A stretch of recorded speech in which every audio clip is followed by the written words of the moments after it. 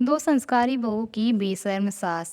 सुमन अपने पति और दो बेटों के साथ रहती थी। जहां सुमन का पति गिरधारी और उसके दोनों बेटे मनोज और राकेश बहुत ही सीधे साधे थे, लेकिन दूसरी तरफ सुमन तो बहुत ही मॉडर्न जमाने की थी, क्योंकि 45 साल की उम्र होने के बावजूद अभी भी सुमन अपने आप को जवान ही समझती थी और अपने आप पर कोई भी बुढ़ापा हावी ही नहीं होने देती थी। और सुमन साड़ी और सूट को छोड़कर तो हमेशा शॉर्ट ड्रेसेस ही पहनती थी। यहाँ तक कि मोहल्ले वाले भी सुमन के ऊपर थू थू करते थे। सुमन की इन सभी हरकतों से उसका पति गिरधारी और उसके दोनों बेटे राकेश और मनोज बहुत ही परेशान रहते थे, लेकिन सुमन के ऊपर किसी का कुछ भी असर नहीं होता था, क्योंकि सुमन तो एक ऐसी औरत थी जो कि अपने आप में ही मगन रहती थी। कोई उसको क्या बोल रहा है उसको तो कोई फर्क ही नहीं पड़ता था। एक दिन सुमन छोटे कपड़े पहनकर बाजार जा रही होती है और मोहल्ले की औरतें जब सुमन की ऐसे शॉर्ट ड्रेसेस देखते हैं जिसमें कि सुमन के नीचे की पूरी पैर ही खुले थे और ऊपर का पूरा गला भी खोला था, जिसको देखकर तो मोहल्ले की औरतें सुमन के ऊपर थू थू करती हैं और सुमन को देखकर हंसने भी लगती हैं कि इतने छोटे कपड़े तो हमारे बच्चों के भी नहीं होते जितने छोटे कपड़े ये औरत पहनती है। मोहल्ले वाले औरतों की ये सभी बातें सुनकर सुमन उन लोगों को अनदेखा करती है, क्योंकि सुमन के ऊपर किसी भी चीज का कुछ भी असर ही नहीं पड़ता। सुमन अब अपनी ही चाल में मगन चलते हुए जाती और रास्ते में जो भी सुमन को देखता देखता ही रह जाता, क्योंकि सुमन की इतनी शॉर्ट ड्रेसेस थी जो कि बहुत ही ज़्यादा खराब लग रही थी, लेकिन सुमन को तो वैसे कपड़े बहुत ही ज़्यादा पसंद है। सुमन जब मार्केट जाती है तो वहाँ पर सुमन को एक ब्लू कलर का टॉप दिखता है जो कि सुमन को बहुत ज़्यादा पसंद आ जाता है और वो टॉप खरीद कर सुमन अपने घर पर आ जाती है। अगले दिन सुबह उठकर सुमन वो टॉप पहनती है और घर से बाहर निकल जाती है ताकि मोहल्ले के सभी लोग उसको देखें। सुमन का ऐसा टॉप देखकर मोहल्ले की औरतें तो और भी ज्यादा सुमन के ऊपर गुस्सा करती हैं और मोहल्ले के आदमी तो सुमन को ताड़ते ही रह जाते हैं। ये सभी चीजें देखकर तो गिरधारी को बहुत ज्यादा गुस्सा आता है, लेकिन गिरधारी अब चाह कर भी कुछ नहीं कर सकता। इन सभी चीजों से गिरधारी बहुत ज्यादा परेशान था और गिरधारी को तो अपने दोनों बेटों की शादी भी करनी थी जो कि बिल्कुल नौजवान हो चुके थे। दोनों बेटों की उम्र 24-25 साल की लगभग हो चुकी थी, लेकिन गिरधारी को तो ये चिंता हो थी कि कहीं सुमन के तरीके उसकी दोनों बहुएं आ गई तब तो इस परिवार का सत्यानाश हो जाएगा, हम लोगों के मोहल्ले में तो कोई इज्जत भी नहीं रह जाएगी। अब गिरधारी इन सभी चिंता को लेकर अपने दोस्त के पास जाता है और अपने दोस्त को पूरी बातें बताता है अपनी पत्नी सुमन के बारे में कि आखिर उसकी पत्नी सुमन की ये हरकतें कैसी हैं। यहाँ तक कि सुमन को तो मोहल्ले वाले लोग भी थू थू करते हैं, लेकिन उसके ऊपर तो किसी का कुछ असर ही नहीं पड़ता। यहाँ तक कि हमारा पूरा परिवार मोहल्ले में बहुत ज़्यादा बदनाम हो चुका है। गिरधारी का दोस्त बहुत ही गंभीर तरीके से गिरधारी की ये सभी बातें सुन रहा होता है।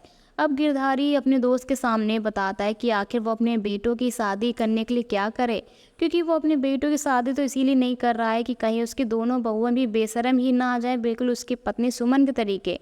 अब गिरधारी का दोस्त गिरधारी को सुझाव देता है कि गांव में उसकी बहन रहती है जिसकी दोनों बेटियां बहुत ही संस्कारी हैं और जो कि हमेशा सबकी इज्जत भी करती हैं। मुझे लगता है कि उन दोनों बेटियों को तुम्हें अपनी घर की बहू बना लेना चाहिए और हो सकता है कि दोनों बेटों की शादी होने के बाद तुम्हारी पत्नी सुमन भी सुधर जाए।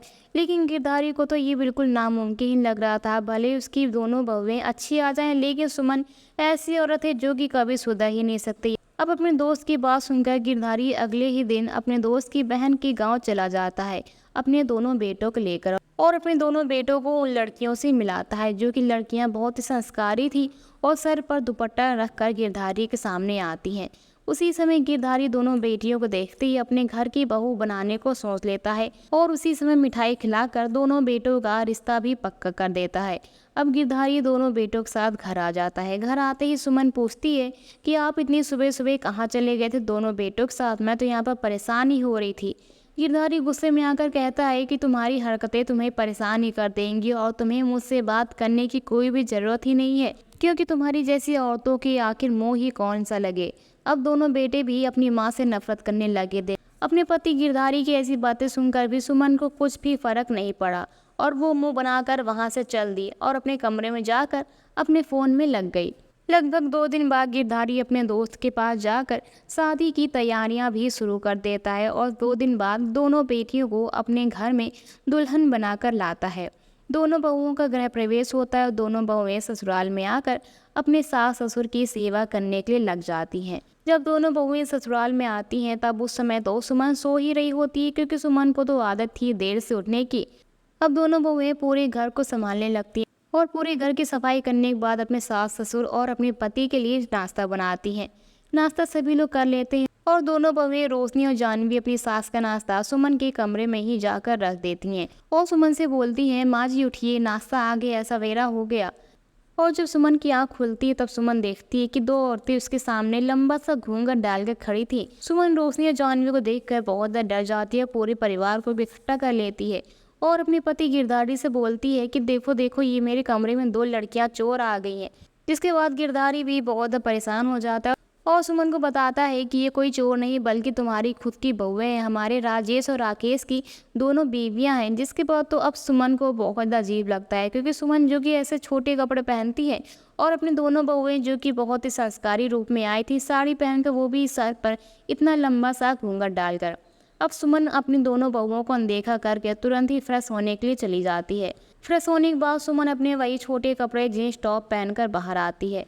जब जानवी और रोशनी अपनी सास के ऐसे छोटे कपड़े देखती है तो उन दोनों को तो बहुत अजीब लगता है और ये भी नहीं पता था कि आखिर उसकी सास ऐसी है। जानवी और रोशनी अपनी सास की सभी बातें अपने अपने पति से बताती हैं। अब राकेश और मनोज तो बताते हैं कि आखिर उनकी माँ की हरकतें ऐसे ही हैं, वो भी बहुत ही पहले से, और वो तो कभी साड़ी में दिखती ही नहीं। और यहाँ तक कि घर में अगर कोई पूजा भी होती है, पंडित जी के सामने भी वो भी ऐसे ही छोटे कपड़े पहन कर आती है। जिसको सुनकर तो जानवी और रोशनी बहुत ज़्यादा हंसने भी लगती हैं, क्योंकि ऐसे छोटे कपड़े तो उनके गांव में छोटे छोटे बच्चे ही पहना करते थे। अब राकेश और मनोज को भी नहीं समझ आ रहा होता है कि आखिर वो अपनी माँ की हरकतों को कैसे सुधारे, क्योंकि अपनी सास को ऐसे देखते देखते जानवी और रोशनी को भी बहुत अजीब लगेगा। और तब तक का गिरधारी भी आ जाता है और अपनी दोनों बहुओं को समझाता है कि बहुओं, तुम लोग चिंता मत करो, सुमन जैसी थी वैसी ही है और तुम लोग तो उसको सुधारने की कोशिश भी करो लेकिन फिर भी वो नहीं सुधरेगी। यहाँ तक कि हमने कितना ही जोर दिया उसके ऊपर लेकिन उसके कान पर जूं तक नहीं रेंगती। अब सुमन आती है और चुपचाप नाश्ता करने के लिए बैठ जाती है। नाश्ता करने के बाद सुमन अपना पर्स उठाती है और बाजार के लिए निकल जाती है और अपने लिए नई नई चीज़ें खरीद कर लाती हैं। घर में अपने बेटे, पति और बहुओं से सुमन को कोई भी मतलब नहीं था। सुमन तो अपने आप में सिर्फ मगन रहती थी। ऐसे छोटे कपड़े पहनकर सुमन जब बाहर निकलती है, सुमन के ऐसे छोटे कपड़े देखकर मोहल्ले के बहुत से आदमी सुमन को छेड़ने भी लगते हैं और सुमन का हाथ पकड़कर घसीटने भी लगते हैं। तब तक का गिरधारी आता है घर से बाहर और देखता है कि आखिर ये शोर की आवाज़ कैसी है। जिसके बाद जब गिरधारी देखता है कि उसकी पत्नी के साथ कितना कुछ गलत हो रहा है और पूरे मोहल्ले वाले खड़े होकर तमाशा देख रहे हैं, जिसके बाद गिरधारी अपने दोनों बेटों को बुलाता है और जैसे तैसे करके अपनी पत्नी सुमन को बचाता है। अब सुमन बहुत ज़्यादा रोने लगती है और अपने पति गिरधारी से माफ़ी मांगती है और ये बोलती है कि मुझे माफ़ कर दीजिए, मैं आज के बाद कभी भी ऐसे कपड़े नहीं पहनूंगी, क्योंकि मुझे पता चल चुका है कि आखिर आजकल का ज़माना कैसा है और मैं भी कैसी बेवकूफ़ औरत हूँ जो कि इतनी ज़्यादा उम्र होने के बावजूद मुझे छोटे कपड़े पहनने का शौक चढ़ा है। मुझे माफ़ कर दीजिए आप, और अपने दोनों बेटों से भी माफ़ी मांगती है। जिसके बाद दोनों बेटे और गिरधारी मिलकर सुमन को अपने घर वापस ले आते हैं और अब सुमन तुरंत ही अपने कमरे में जाती है और एक अच्छी सी साड़ी पहन लेती है और हाथ में चूड़ियां, गले में मंगलसूत्र पहनकर अच्छे से बनकर बाहर आती है। रोशनी और जानवी जब अपनी सासू माँ सुमन को ऐसे रूप में देखती है तो वो बेहद खुश हो जाती हैं और बोलती हैं, सासू माँ आज आप बहुत ही प्यारी लग रही हैं, आप ऐसे ही साड़ी में बहुत ही अच्छी दिखती हैं। वो छोटे छोटे कपड़े तो आप पहनना छोड़ ही दीजिए, क्योंकि वो ऐसे छोटे कपड़े तो सिर्फ बच्चों के ऊपर ही अच्छे लगते हैं। रोशनी और जानवी की ऐसी बातें सुनकर सभी लोग बहुत तेज से हंसने लगते हैं और सुमन को भी अपने आप पर बहुत ज़्यादा हंसी आ रही होती है कि आखिर वो कितनी बेवकूफ़ थी जो कि इतनी अच्छी साड़ी को छोड़कर इतनी शॉर्ट ड्रेसेस पहनने में लगी हुई थी। जिसके बाद अब पूरा परिवार एक हो जाता है और सुमन भी सबसे माफ़ी मांग लेती है और यहाँ तक कि अब सुमन अपनी बहुओं को भी अच्छे से प्यार करने लग जाती है और उनके साथ बहुत सारी बातें भी करती है। जिसके बाद अब सुमन पूरी तरीके से सुधर चुकी थी।